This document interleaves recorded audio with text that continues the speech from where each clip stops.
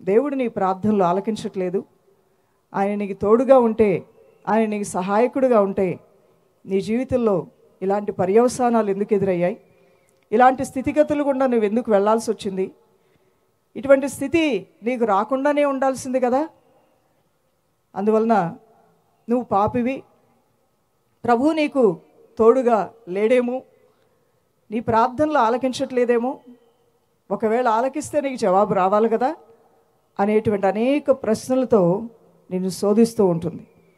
ఒక ప్రార్థనలో నువ్వు కూర్చున్నప్పుడు ఈ రెండు విధాలైన సంఘర్షణలు గుండా వెళ్ళే అవకాశం తప్పకుండా ఉంది దైవజనమా. ఈ రెండింటినీ ఛేదించడం ఎలా?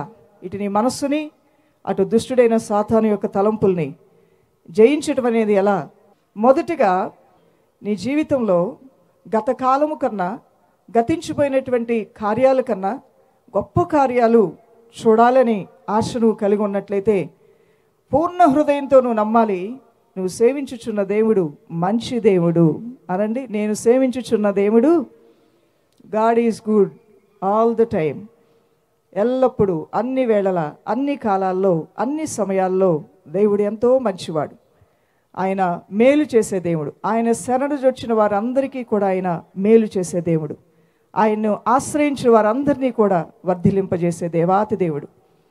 ఆయన కనికరం కొరకు ఎదురు చూసే వారందరికీ కూడా ఆయన కనికరాన్ని కృమ్మరించే దేవాతి దేవుడు. 34వ కీర్తన 8వ వచనంలో కూడా ఉంటుంది. 34వ కీర్తన 8వ వచనంలో మనం చూసినట్లయితే, మరి ఆయన్ని శరణు వచ్చినటువంటి వారికి ఆయన ఆశ్రయముగా ఉంటాడని. యెహోవా ఉత్తముడని రుచి చూచి తెలుసుకొనిడి, ఆయనను ఆశ్రయించు నరుడు ధన్యుడు. దేవుడు ఉత్తముడు. మునుపటి దినాల కన్నా ఈ దినముల్లో దేవుని యొక్క రుచి ఏంటో అనుభవించు. అనేక రుచులు నీకు తెలుసు. కొన్ని ఇష్టాలు అయిష్టాలు ఉంటాయి. కొన్ని రుచులు నీకు ఇష్టంగా ఉంటాయి, కొన్ని రుచులు నీకు అయిష్టంగా ఉంటాయి. కానీ దేవుని యొద్దకు వచ్చినప్పుడు ఆయన యొక్క స్వభావము కానీ, ఆయన కార్యములు కానీ, ఆయన బోధ కానీ, ఆయన కనికరము కానీ, ఆయన క్షమాపణ కానీ, ఏ దిక్కు నుంచి నీ దేవుని యొక్క సద్గుణాలను చూసినా అవి నీకు రుచికరంగానే ఉంటాయి. అందుకనే దేవుని వాక్యం తెలియజేస్తుంది, యెహోవా ఉత్తముడని రుచి చూచి తెలుసుకొనిడి, ఆయనను ఆశ్రయించు నరుడు ధన్యుడు.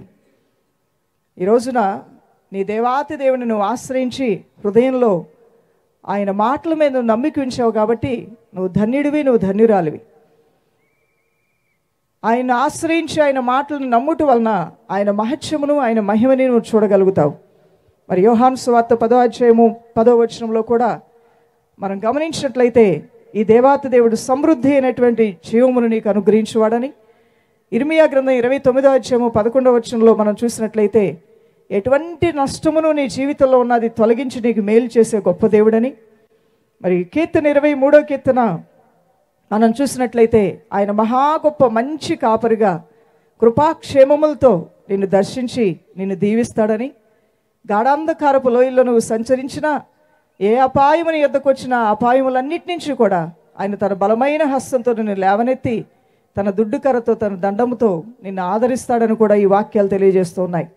27వ కీర్తన 13వ వచనంలో కూడా ఆయన గుడ్నెస్, ఆయన మంచితనం అంతా కూడా నీ జీవితకాలం అంతట్లో కూడా మరి చూసే ఆ కృపని దేవాతి దేవుడు నీకు అనుగ్రహిస్తానంటున్నాడు. ఒకటి, నీ మనసులో వచ్చే సంఘర్షణని, సాతాను ద్వారా వచ్చేటువంటి శోధనని జయించాలి అంటే నువ్వు తెలుసుకోవలసింది, నువ్వు పూర్తిగా నమ్మవలసింది, దేవుడు మంచివాడు, ఆయన నీకు మేలు చేయని ఉద్దేశించున్నాడు అనే విషయాన్ని ఎప్పుడూ నువ్వు గుండె గదుల్లో నుంచి, ఆ హృదయాంతరంగం నుంచి పలుకుతూనే ఉండు, మాట్లాడుతూనే ఉండు. యోబు భార్యకి కష్టం వచ్చినప్పుడు దేవుడు మంచివాడిగా కనబడలేదు. యోబు భార్యకి శోధన వచ్చినప్పుడు దేవుడు చేసిన మంచి కార్యాలు జ్ఞాపకం రాలేదు. కృతజ్ఞత అనేది ఆమెకి జ్ఞాపకం రాలేదు. ఆమె హృదయంలో దేవుణ్ణి దూషించటం ప్రారంభించింది. కానీ అంత కష్టంలో కూడా యోబు యొక్క హృదయం దేవుణ్ణి స్తుతించడం ప్రారంభించింది. దైవజనమ, నీ కష్టములో అయినా, నీ నష్టములో అయినా, నీ మంచితనములో అయినా, నీ శుభములో అయినా, అన్ని సమయాల్లో, అన్ని వేళలా దేవుడు మంచివాడు. నీ మనస్సును నువ్వు ఆధారం చేసుకోకుండా, నీ స్వబుద్ధిని నువ్వు ఆధారం చేసుకోకుండా, నీ గుండె బరువెక్కిన సమయాల్లో కూడా నీ హృదయాన్ని దేవుని స్థలంలో ప్రోక్షించి, అయ్యా తట్టుకోలేనటువంటి తాళుకోలేనటువంటి శ్రమల్లో నేను ఉన్నానేమో. నా నోటి నుంచి వ్యర్థమైన మాటలు రాకుండా నా నోటికి కాపు పెట్టు నాయన, నీ చిత్తము నెరవేర్చు ప్రభు అని సహనంతోనూ ఓర్పుతోనూ రాబోచున్నటువంటి కాలములో ఆయన మహిమ ప్రత్యక్షతలు నీ కొరకు ఎదురు చూస్తున్నాయని ప్రస్తుత కాల శ్రమల విషయంలో ఓర్పు సహనం కలిగి ఆయన సన్నిధిలో కనిపెట్టుకోవటం నేర్చుకోగలిగితే యోబు భక్తుడికి దేవాతి దేవుడు రెండంతల దీవెనలు ఇచ్చినట్లుగా నీ జీవితంలో కూడా రెండంతల దీవెనలు ఇవ్వబోతున్నాడు. హల్లెలూయా. రెండంతల ఆశీర్వాదములు దీవెనలు నువ్వు తప్పకుండా స్వతంత్రించుకుంటావు దేవుని బిడ్డ. రెండవదిగా, you are a child of God. నువ్వు దేవుని యొక్క స్వకీయ జనమై ఉన్నావు, నువ్వు దేవుని సొత్తై ఉన్నావు. నేను దేవుని యొక్క బిడ్డని, ఆయన స్వరక్తము చేత నేను కొనబడిన వాడును, కొనబడిన దానను, ఆయన సొత్తై ఉన్నాను అనేటువంటి స్థిరమైన నిశ్చయితను నువ్వు ఏ రోజు కూడా నీ హృదయం నుంచి తొలగించుకోవద్దు దేవుని బిడ్డ. తండ్రి లేని బిడ్డలు, తల్లి లేని బిడ్డలు, భర్తను కోల్పోయినటువంటి వారు, వదిలిపెట్టబడినటువంటి వారు, విడనాడబడినటువంటి వారు, త్రోసివేయబడినటువంటి వారు, నిందింపబడినటువంటి వారు అందరూ మాకు దూరం అయిపోయారండి అంటూ ఉంటారు. బంధువులు దూరం అయిపోయారండి అంటుంటారు. నమ్మిన వారు కూడా మోసగించారండి అంటూ ఉంటారు. ప్రేమించిన వారు హఠాత్తు మరణాల వలన దూరం అయిపోయారండి అని అంటూ ఉంటారు. ఈ లోకంలో ఎన్నో విషయాలు మనకి దగ్గరగా వస్తుంటాయి, ఎన్నో మనకి దూరంగా వెళ్ళిపోతూ ఉంటాయి. ఈ జీవిత ప్రయాణంలో ఎందరో నిన్ను ఎదుర్కొంటూ ఉంటారు. కొందరు నీకు కొంతకాలం సాన్నిహిత్యం కలిగి, నీతో సహవాసం కలిగి స్నేహితులుగాను మంచివారుగాను ఉంటారు. కలకాలం నీతో కలిసి వాళ్ళు ఉంటారా అంటే అది ప్రశ్నార్థకమే ఎవరికైనా. ఎప్పుడు ఎవరి మనస్సు ఏ రీతిగా మారుతుందో ఎవరూ చెప్పలేం. మారనివాడు, మార్పు చెందనివాడు, ఆకాశము భూమి గతించిన మాట తప్పనివాడు యేసునాథుడు మాత్రమే. హల్లెలూయా. ఆయన మాత్రమే మాట తప్పనివాడు. సదాకాలము నీతో ఉండేవాడు ఆయన మాత్రమే. కంటికి రెప్పవలే కనుపాప వలె నిన్ను కాచి కాపాడువాడు ఆయన మాత్రమే. నీ ముదిమ వచ్చే వరకు నీతో ఉండువాడు ఆయన మాత్రమే. నీ తల వెంట్రుకలు నెరచే వరకు కూడా, నీ శక్తి బలహీనమైనప్పుడు, నీ రోగశయ మీదనే ఉన్నప్పుడు, నీ మరణశయ మీదనే ఉన్నప్పుడు, నీ కష్ట సమయంలో ఉన్నప్పుడు నిన్ను విడవక ఎడబాయక తన అరచేతుల్లో చెక్కుకొని తన కరుణాహస్తముతో నిన్ను కౌగిలించుకుని దేవాతి దేవుని యొక్క నీడలో నువ్వు ఉన్నావని మర్చిపోవద్దు దేవుని బిడ్డ.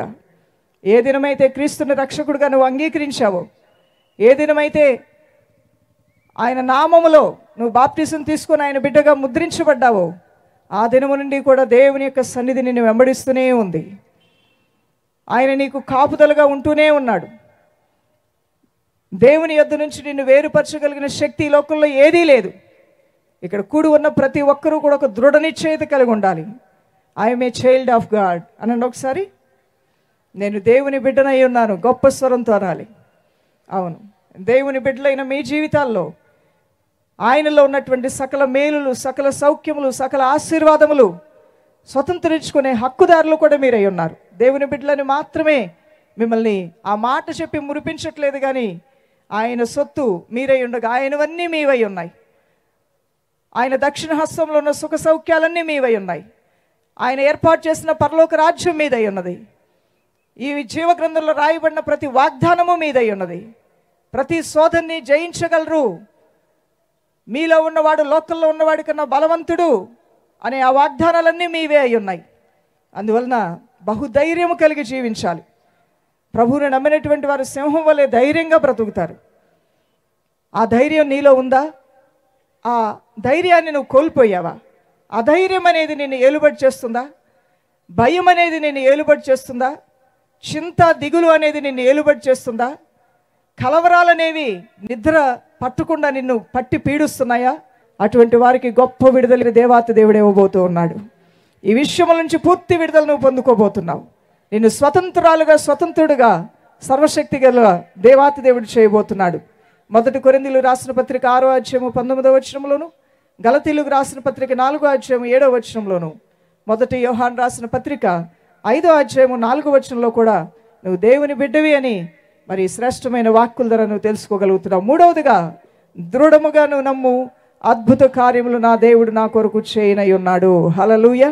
అద్భుత కార్యములు, ఆశ్చర్య కార్యములు నా దేవుడు నా కొరకే చేయనై ఉన్నాడు.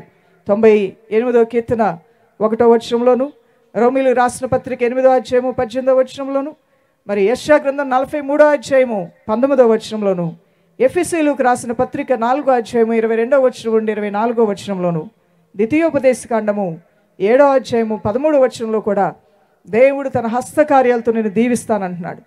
నూతన మనస్సును నీ ఇంటి వారికి ఇచ్చి దీవిస్తానంటున్నాడు. మీలో కొంతమంది అంటున్నారు, బండ్లు ఉన్నాయి, కార్లు ఉన్నాయి, ఇళ్ళు ఉన్నాయి, ఉద్యోగాలు ఉన్నాయి, భూమి మీద ఒక సుఖకరమైన జీవితం జీవించే ఒక వ్యక్తికి అవసరమైనవన్నీ నా జీవితంలో ఉన్నాయి, కానీ లేనిది ఒక్కటే, అదే కొదువుతో బాధపడుతున్నాను. ఏంటా లేనిది?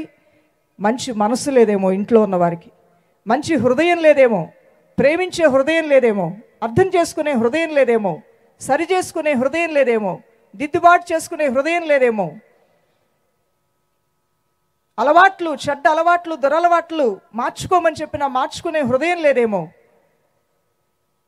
ఆ మూర్ఖత్వము, ఆ మూఢత్వంతోనే, ఆ భక్తిహీనతతోనే ఆ రక్షణలోనికి రాకుండా, ఈ దేవుని యొక్క ప్రేమ రక్షణ సువార్తని ఆలకించకుండా హృదయములను కఠినత్వంతో, గుడ్డితనముతో మొత్తివేయబడిన స్థితి కలిగిన వారుగా నీ కుటుంబంలో ఎవరైనా ఉన్నారేమో, అట్టి వారిని ఇంటి వారి హృదయములు దేవుడు నూతనపరచబోతున్నాడు. దేవుని బిడ్డ, ఇది చాలా వరకు అవసరత ఉన్నది. మనసు మారితే ఎంత బాగుంటుంది, అలవాట్లు మారితే ఎంత బాగుంటుంది, పద్ధతులు మారితే ఎంత బాగుంటుంది, జీవితం మారితే ఎంత బాగుంటుంది, జ్ఞానం సంపాదించుకుంటే ఎంత బాగుంటుంది, కష్టపడి పని చేసుకుంటే ఎంత బాగుంటుంది, కుటుంబాన్ని కట్టుకుంటే ఎంత బాగుంటుంది, కుటుంబాన్ని నిలబెట్టుకుని నమ్మకస్తులుగా ఉంటే ఎంత బాగుంటుంది అని ఎన్నోసార్లు నువ్వు ఆశపడ్డావు. అది కలలాగానే మిగిలిపోయిందేమో నీ జీవితంలో. నీకు ఒక శుభవార్త, నువ్వు కలగనివన్నీ కూడా నీ జీవితంలో జరగబోతున్నాయి యేసు నామములో. హల్లెలూయా. నిశ్చయముగా అలాంటివన్నీ కూడా నీ జీవితంలో దేవాతి దేవుడు మేలుకరంగా చేయబోతూ ఉన్నాడు. మనస్సును మార్చేటువంటి గొప్ప కార్యాలు జరగబోతున్నాయి. మనస్సుని మార్చేటువంటి, రూపాంతరపరిచేటువంటి గొప్ప కార్యాలు సర్వశక్తి గల దేవుడు చేయబోతూ ఉన్నాడు. అద్భుత కార్యములు దేవాతి దేవుడు చేయనై ఉన్నాడు. ఆశ్చర్య కార్యములు చేయనై ఉన్నాడు. కేవలం ఒక ఉద్యోగమో, ఒక అనారోగ్యం పోగొట్టడమో, ఒక ఇల్లు కట్టుకోవడం అనేదే కాదు, కానీ మరి నీ కుటుంబంలో, నీ హృదయాన్ని, నీ మనస్సుని మార్చేటువంటి గొప్ప శక్తివంతమైన కార్యములు యేసు నామములో జరుగునుగాక. హల్లెలూయా. 4వదిగా దైవజనమ, మరి ఇన్ని కార్యములు చేసే నీ దేవాతి దేవుణ్ణి, లవ్ ద లార్డ్, ఆయన్ని పూర్ణ హృదయంతో నువ్వు ప్రేమించడం ప్రారంభించు. పూర్ణ మనస్సుతో ప్రేమించడం ప్రారంభించు. పూర్ణ శక్తితో ప్రేమించడం ప్రారంభించు. దైవ ప్రత్యక్షతలు నీ జీవితంలో బలముగా దేవాతి దేవుడు జరిగిస్తానంటున్నాడు. గత వాటిని మర్చిపో.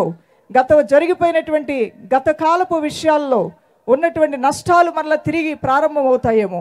ఒక సహోదరి ఉపవాస ప్రార్థనలో ఒకటే ఏడుస్తూ ఉన్నారు. ఎందుకు ఏడుస్తున్నావంటే, మరి పోయిన సంవత్సరంలో గర్భము ధరించాను, కానీ 9 నెలల వరకు కూడా గర్భంలో శిశువును నేను మోసాను, కానీ ఆ పెయిన్స్ ఇవ్వలేకపోయిందంట. అత్యంత బలహీనంగా, అటు సిజేరియన్ చేసి తీయటానికి అవ్వలేదు, అటు పెయిన్స్ ఇవ్వలేక ఆఖరి నిమిషంలో గర్భంలో శిశువు చనిపోవటం జరిగింది.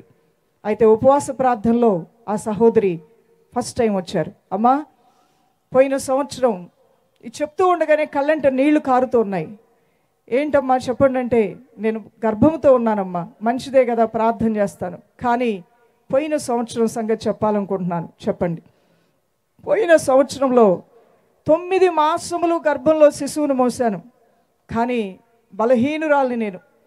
పెయిన్స్ ఇవ్వలేకపోయాను. ఆలస్యమైపోవటం వల్ల గర్భంలో శిశువు చనిపోయింది. ఆ దుఃఖము, ఆ భారము నా హృదయంలో ఉంది.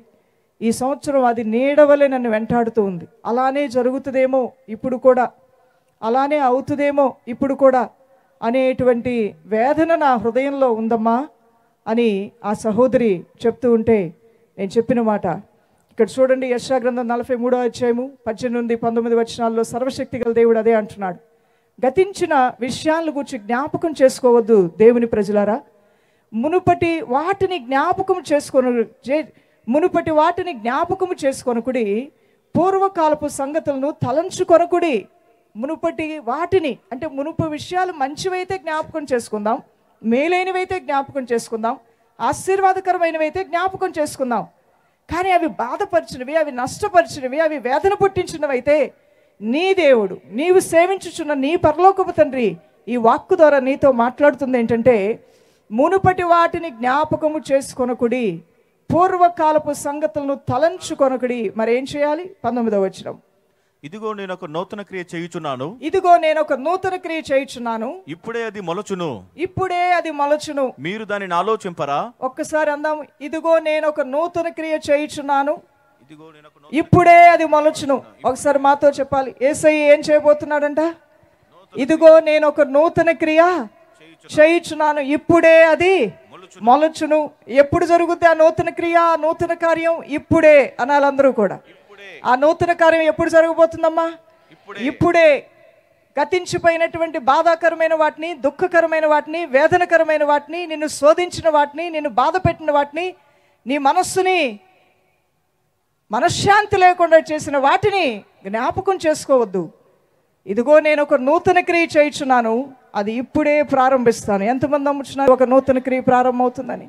నమ్మినట్లయితే యేసయ్యకి గట్టిగా చప్పట్లు కొడుతూ ఆయన నామానికి ఘనపరుద్దాం. హల్లెలూయా, హల్లెలూయా.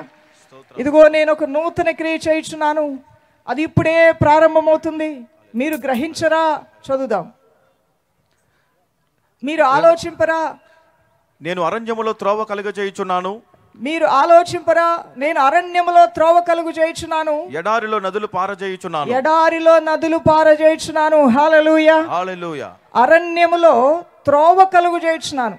అరణ్యంలాగా ఉందండి అంటారు. అరణ్యాల్లో త్రోవలు ఎక్కడుంటాయి? అరణ్యంలో ఎవరైనా తప్పిపోతే మరలా వారిని తిరిగి కనుక్కోవటం బహు కష్టం అంటూ ఉంటారు. అంటే అరణ్యాల్లో త్రోవలు ఉండవు. కొన్ని ఆ కీకారణ్యంలోకి అసలు మానవుడు ప్రవేశించలేటువంటి క్రూర మృగాలతో నింపబడి ఉంటాయి. అటువంటి ఆ దట్టటి అడవుల్లోనికి, ఆ కీకారణ్యములోనికి వెళ్ళటానికే మానవులు భయపడుతూ ఉంటారు. కానీ సర్వశక్తి గల దేవుడు అంటున్న మాట, అరణ్యముల్లో నేను మీకు త్రోవలు సరళము చేయబోతున్నాను. హల్లెలూయా. ఎడారిలో నదులు పారజేయుచున్నాను. ఎడారిలో ఒంటెలు తిరుగుతూ ఉంటాయంట. ఎందుకు? ఒంటెలు మాత్రమే ఆ కడుపులో ఉన్నటువంటి ఆ సంచిలో నీళ్లు దాచుకొని అవి మాత్రమే ఒంటెల మీదే ప్రయాణం చేయగలుగుతారు. మిగతా వేటి మీద ప్రయాణం చేయలేరు. ఆ దాహానికి పశువులు ఒకవేళ ప్రయాణం చేసేటువంటి ఏదైనా సరే దేని మీద అయితే ప్రయాణం చేస్తారో అవి చనిపోతాయేమో. అందువల్ల ఎడారి ప్రయాణాలు అనేవి బహు కష్టంగా ఉంటూ ఉంటాయి. ఆ ఎడారిలో దాహానికి, ఆ ఎండకే ప్రాణాలు వదులుతారేమో. ఎడారిలో నదులనే ఉండవు దైవజనమ. ఎడారిలో నీరనేది దొరకనే దొరకదు. కానీ నీ దేవుడు సెలవించుచున్న మాట, ఎడారుల్లో నదులు నేను ప్రవహింపజేయబోతున్నాను, అరణ్యముల్లో త్రోవలు నేను మీకు చూపించబోతున్నాను. అరణ్యం అంటే ఏంటి? ఎడారంటే ఏంటి? నీకున్న సమస్యలు, నీకున్న ఇబ్బందులు, నీకున్న చిక్కులు, నిన్ను బంధించిన బంధకాలు, ఇది ఏ విధంగా జరుగుతుంది? దీన్ని ఎలా నేను ఛేదించుకొని వెళ్ళగలను? నా వల్ల కావట్లేదు ప్రభువా, నా వల్ల కావట్లేదు నాయన. ఇది ఎలా, ఏ విధంగా? నా కంటికైతే ఇది అసాధ్యముగా ఉన్నదని ఈరోజున్నామేమో. నీకు ఒక శుభవార్త దేవుని బిడ్డ. దేవుని వాక్కు మనతో మాట్లాడుతున్నది. ఇదిగో నేను ఒక నూతన క్రియ చేయుచున్నాను, అది ఇప్పుడే మొలచి ఉన్నది. అరణ్యముల్లోను, అడవుల్లోను, ఎడారులుగాను, నదులుగాను నేను చేయబోతున్నాను అంటున్నాడు. ఎండిన వాటిని నదులతో ఎండిన జీవితాలు, లేదంటే ఎండిపోయినటువంటి చెట్లు, ఎండిపోయినటువంటి మొక్కలు నదిలో నుంచి వచ్చే నీటి ప్రవాహంలో మరలా అవి జీవాన్ని పోసుకొని చిగురించడం ప్రారంభిస్తాయి. ఏ విషయాల్లో నువ్వు జీవాన్ని కోల్పోయావో, ఏ విషయాల్లో నువ్వు సమాధానాన్ని, శాంతిని, నెమ్మదిని కోల్పోయావో, ఏ విషయాల్లో ఓడిపోయావో అవన్నీ తిరిగి చిగురింపబోచున్న యేసు నామములో నమ్మిన వారు యేసయ్యకి స్తోత్రాలు చెల్లిద్దాం. ఈ వాక్కులు పరిశుద్ధాత్మదేవుడు మీ హృదయంలో స్థిరపరిచి మిమ్మల్ని ఆశీర్వదించి వర్ధిల్లింపజేయునుగాక. God bless you. దైవజనం ఒకసారి అందరూ లేచి నిలబడదాం. దివ్యమైన శ్రేష్టమైన అభిషేకముతోనూ, ఆశ్చర్య కార్యములతోనూ, సూచక్రియలతోనూ, స్వస్థతా కార్యములతోనూ పరిశుద్ధాత్మదేవుడు మన మధ్యలో బలముగా సంచరించడానికి ఆయన మహాకృపతో ఇంకను మన మధ్యలోకి దిగి రాబోతూ ఉండగా మన హృదయాలను మనం సిద్ధపరచుకుందాం, మన మనస్సును మనం సిద్ధపరచుకుందాం. నిండు హృదయంతో దేవుడిని ఘనపరుద్దాం, ప్రార్థన చేద్దాం. దేవా మీకు స్తోత్రములు నాయనా. సర్వశక్తిమంతుడా, సర్వకృపానిధి యగు మా దైవమా, నీ ఉన్నతమైన నామమునకు మహిమ ప్రభావములు ఆరోపిస్తున్నానయ్యా. నువ్వు మాట ఇచ్చి నెరవేర్చే దేవుడు అయి ఉన్నావు. మాట ఇచ్చి నెరవేర్చి వాటిని స్థిరపరిచే దేవుడు అయి ఉన్నావు. మాట్లాడిన ప్రతి మాటని విశ్వసించి నమ్మి ఆశతో స్కరించిన ప్రతి హృదయములు అవి నూరంతలుగా ఫలించునుగాక. ఎడారి వంటి జీవితంతో సమస్యలతో ఉన్నారేమో నాయన. నది నీటితో ఉండాలి, ఎండిపోయిన స్థితితో ఉన్నదేమో. నా ప్రియ ప్రభువా, ఎడారుల్లో నదులు ప్రవహింపజేయండి, అరణ్యముల్లో త్రోవలు సరళపరచండి. నీ ప్రజల పక్షముగా నీవే ముందుండి నడవండి నాయన. నీ వాక్యమే పాదములకు దీపముగా ఉంచి నీ జీవపు వెలుగులో నడిపించండి. నీ కృపగల కార్యములతో నీ ప్రజల్ని దర్శించండి నాయన. ఇప్పుడే నేను ఒక నూతన క్రియ ప్రారంభించున్నాను, అది ఇప్పుడే జరుగునను సెలవించున్నావు నాయన. ఈ క్షణమే ప్రార్థిస్తూ ఉండగానే ఆ నూతన క్రియ ప్రారంభమవును గాక. అనేక దినముల నుంచి, అనేక సంవత్సరం నుంచి, అనేక మాసముల నుంచి జరగని కార్యములు జరుగును గాక. హల్లెలూయా. అగ్ని వంటి నీ సన్నిధిలో నీ మేఘములో నడిచే కృప నీ ప్రజలకు దయచేయండి. నీ మహత్యముతో, నీ మహిమతో, నీ సూచక్రియలతో నీ ప్రజలు నడిపించమని ఘనత, మహిమ, ప్రభావములు మీకు ఆరోపిస్తూ ఈ ప్రార్థనలన్నిటినీ, ఆరాధనలు ఇంతవరకు నడిపించిన నామానికి మహిమ చెల్లిస్తూ ఈ ప్రార్థనలన్నిటినీ సన్నిధిలో సమర్పించుకుంటూ యేసుక్రీస్తు పరిశుద్ధ నామములో ప్రార్థించి అడుగుచున్నాం మా ప్రియ తండ్రి. ఆమేన్.